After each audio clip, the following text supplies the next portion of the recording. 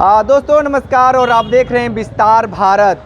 लेकिन जिस तरीके से उपचुनाव को लेकर राजनीतिक सियासत तेज हो चुका है और उत्तर प्रदेश सहित विभिन्न प्रदेशों में तिथि की जो बदलाव हुआ है उसको लेकर विपक्ष लगातार हमलावर है। हम बनारस की गली में हैं और बनारस की गलियों में भी छपकर राजनीति होता है और देखिए किस तरीके से चाय और पीकर लोग आराम कर रहे हैं। थोड़ा सा हम लोग इन लोगों से बात करेंगे कि उपचुनाव की जो तिथि बदली है उसको लेकर क्या कहेंगे। ये बताइए कि जिस तरीके से उपचुनाव की तिथि बदली है, लगातार इंडिया गठबंधन समाजवादी पार्टी सत्ता पक्ष यानी भारतीय जनता पार्टी के ऊपर आरोप लगा रहे हैं, आप उसको क्या मानते हैं? भाई सभी पार्टियां अपने अपने सुविधा के अनुसार जो है तिथि तय कर रही हैं, जिसमें कि अगर लॉन्ग टाइम के लिए किया जाए तो कुछ जो है राहत मिल जाता है प्रचार वगैरह के लिए, और शॉर्ट टाइम के लिए होता तो उसमें कहीं ना कहीं साजिश रहता है। ऐसा क्यों लगता है? क्योंकि उसमें बड़े लोग होते हैं, बड़े लोग शामिल होते हैं, बड़े अधिकारी होते हैं, तो आप कैसे आरोप लगा सकते हैं कि उसमें साजिश हो सकता है? साजिश भाई कहा नहीं गया कि सैया भय कोतवाल तो अब डर काहे का। जब भैया ऊपर के लोग बैठे ही हैं तो डीएम एसएसपी आईजी डीआईजी ये लोग क्या कर सकते हैं? क्या कहेंगे भाई उपचुनाव की जो तिथि बदली है उसको लेकर?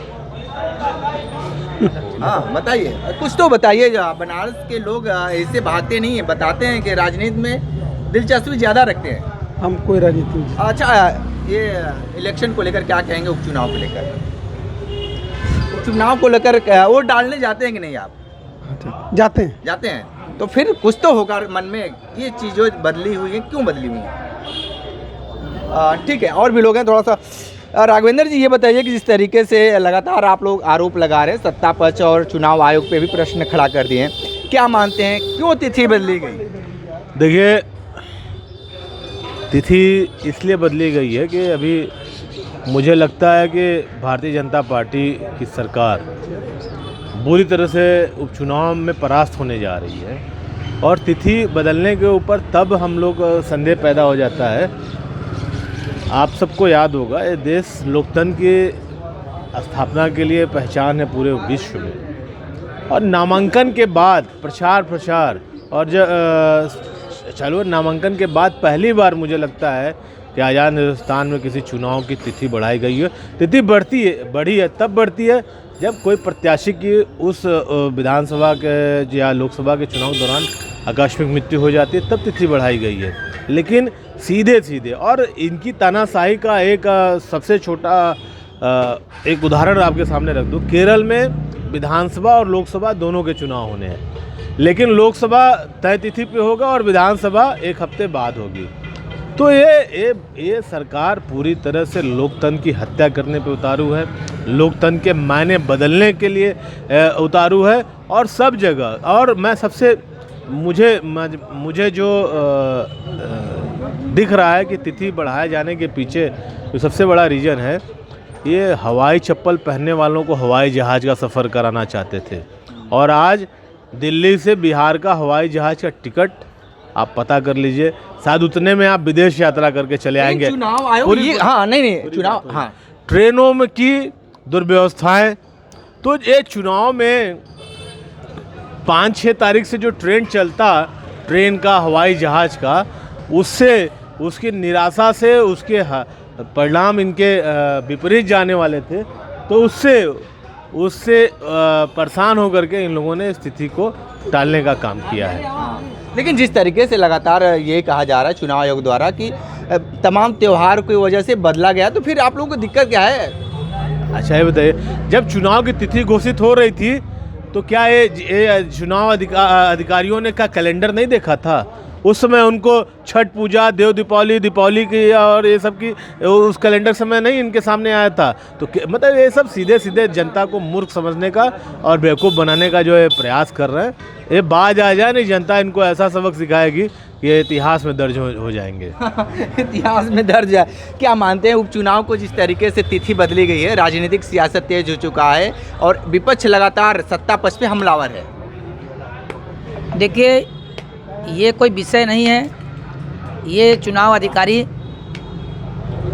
की तय किए हैं कि चुनाव कब कराया जाए कब न कराया जाए। हो सकता है कुछ कारणों से या उनकी तैयारी न हो या त्यौहार को देखते हुए वो अपना डिसीजन लिए हैं। इसमें किसी पार्टी का किसी का दोष नहीं है, चाहे पक्ष हो चाहे विपक्ष हो।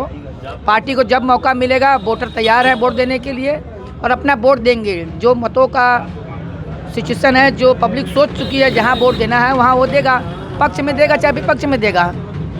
लेकिन अखिलेश यादव कह रहे हैं कि हार के डर से ये तिथि में बदलाव किए हैं। अब अखिलेश यादव कुछ भी कर सकते हैं भाई, राजनीतिक मुद्दा कुछ ना कुछ चाहिए ना, कोई बातें हो। अब ऐसा तो है नहीं कि चुनाव अधिकारी को आज का वो प्रदेश जो भी मंत्रालय है या जो भी है लोग हैं उनको खरीद लिए हैं, वो किसी के पक्ष के नहीं होते हैं। जो चुनाव कराते हैं वो एकदम निष्पक्ष होते हैं और सबके पार्टी के होते हैं, उनके ऊपर कोई दोषारोपण करना ये अच्छी चीज़ें नहीं है। शिवपाल यादव कह रहे हैं कि ये बस अधिकारियों को लेकर ये चुनाव जीतना चाहते हैं। ऐसा कुछ नहीं है। अगर अधिकारियों को लेकर और किसी भी प्रकार से होता तो आज मोदी जी 300 के ऊपर सीट पाए होते हैं, यहीं 240 पर नहीं आके होते हैं। अगर अधिकारी की सेटिंग होती या कुछ भी होता तो उत्तर प्रदेश में जितना अखिलेश यादव ने अभी सीट पाई है इतना नहीं पाए होते हैं। आप किसी अधिकारी को, किसी पीठासीन अधिकारी को या किसी चुनाव अधिकारी को आप दोषारोपण नहीं कर सकते। वो हमारे यहाँ निष्पक्ष चुनाव कराते हैं और हम उनके साथ हैं। जब वो चुनाव की तिथि देंगे तो हम लोग चुनाव में वोट करने जाएंगे। अच्छा ये बताइए कि जो उपचुनाव में हो रहे हैं, उत्तर प्रदेश सहित विभिन्न प्रदेशों में चुनाव है, ऐसी क्या मजबूरी आ गई है कि जिस तरीके से लगातार सत्ता पक्ष के ऊपर विपक्ष हमलावर है, लगातार यही कह रहे हैं कि हर जगह पे ये हार रहे हैं। आप क्या मानते हैं इसको? देखिए, जब आदमी कमज़ोर हो जाता है तो आदमी मुंह से नहीं बात करता है, गालियों से बात करता है, चिल्लाता है, चिल्लाता है। आज विपक्ष की भी वही देन है। विपक्ष कुछ कर तो पा नहीं रहा है। 3 बार से मोदी जी को रोकने के चक्कर में लोग लिखित दे रहे हैं कि मोदी जी नहीं आएंगे, मैं अपना नाम बदल दूंगा, पार्टी बदल देंगे, फिर भी मोदी जी आ रहे हैं। योगी जी के लिए लोग बोल रहे हैं, फिर भी योगी जी आ रहे हैं। तो वो एकदम खिसिया गए हैं, खिसियानी बिल्ली खम्बा नोचे। इनके पास कोई काम नहीं है, इसलिए जबरी का प्रलोभन दे रहे हैं। अब यह खिसियाई बिल्ली खम्बा नोचे ये बता रहे हैं, ये बातें कितनी सही है? वो कौन खिसियानी बिल्ली खम्बा नोचों को लागू कर रहा है? आप देखिए, अभी नरेंद्र मोदी जी ने 2 दिन पहले कांग्रेस के ऊपर जो आरोप लगाए थे उस ट्वीट को डिलीट किया है। अरे यार, तैयारी करके हमला करो ना। प्रधानमंत्री स्तर का व्यक्ति कोई आरोप लगा करके ट्वीट डिलीट करे, ये सब देखिए, ये सब भारतीय जनता पार्टी के राजकाज में एक क्या है, हर राजनीति को और राजनीति की सेवा को एक इवेंट बना के रख दिया है। हर चीज़ में इवेंट, यहाँ तक कि धार्मिक पूजा पाठ हर चीज़ का केवल अपने राजनीतिक फ़ायदे और अपने इवेंट, उसका इवेंट बना करके राजनीतिक फ़ायदे को लेकर के काम कर रहे हैं। मैं अभी बगल में हमारे साथी हैं, बहुत जिम्मेदार हैं, एक कह रहे हैं वो अधिकारी नादान नहीं होते हैं, IPS क्वालिफाइड IAS क्वालिफाइड लोग वो चुनाव, तो ये त्यौहार का हवाला दे रहे हैं। मैं इनसे पूछना चाहता हूँ या भारतीय जनता पार्टी के जिम्मेदार नेताओं से पूछना चाहता हूँ कि आप एक तरफ, मतलब इनको क्या है ना, एक थेथरई एक शब्द बनारसी भाषा में होता है, थेथरई, थेथर। इनसे बड़ा थेथर हम लोगों ने, मेरा भी राजनीतिक जीवन 22-23 साल का हो गया है, मैंने अपने राजनीतिक जीवन में इनसे बड़ा थेथर नहीं देखा। केरल के चुनाव में लोकसभा चुनाव तय तिथि पे होगा, अब विधानसभा चुनाव 1 हफ्ते बाद होगा, ये थेथर ही नहीं है तो क्या है? बिल्कुल हम मान लेते हैं। भाई साहब क्या मानते हैं जो उपचुनाव की जो तिथि बदली गई है? देखिए, उपचुनाव ये लोकल स्तर का चुनाव होता है। जो भी सरकारें रहती हैं वो चाहती हैं कि ये चुनाव मैं जीतूं। ये ऐसा होता भी है कि वही सरकार जो उपचुनाव कराता है वो जीतता भी है।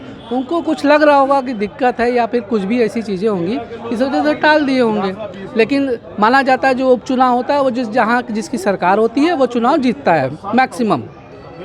तो उनको लग रहा होगा, कुछ अपना इंटरनल उनको इनपुट मिला होगा कि कुछ दिक्कतें हैं, इसलिए आगे बढ़ा के कुछ और मैनेज किया जाए। बिल्कुल। तो उपचुनाव को लेकर बनारस के लोग ने बहुत सारी बातें बताए हैं। विशेष इंटरव्यू देख रहे थे विस्तार भारत के लिए। वाराणसी से कुलदीप कपूर की विशेष रिपोर्ट।